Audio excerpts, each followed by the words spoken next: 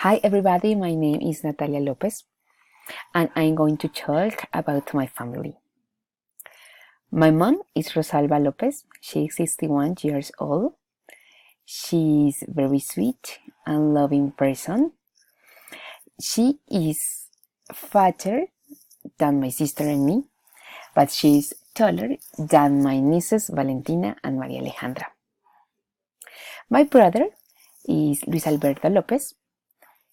He's 40 years old.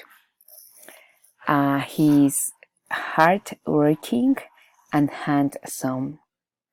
My brother is the tallest of my family. He's slimmer than me and he's older than my sister and me. My sister is Diana Carolina Lopez and she is 29 years old. She's a nun and she's reliable. My sister is younger than me and she's taller than me too, but she's older than Maria Alejandra and Valentina.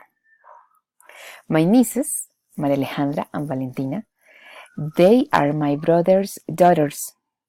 Maria Alejandra is 7 years old and she is very intelligent. Valentina is 5 years old and she's cheerful. They are beautiful girls. Maria Alejandra is taller than Valentina, but she's fatter than her sister. Valentina is less tall than her sister, and she is the youngest of all.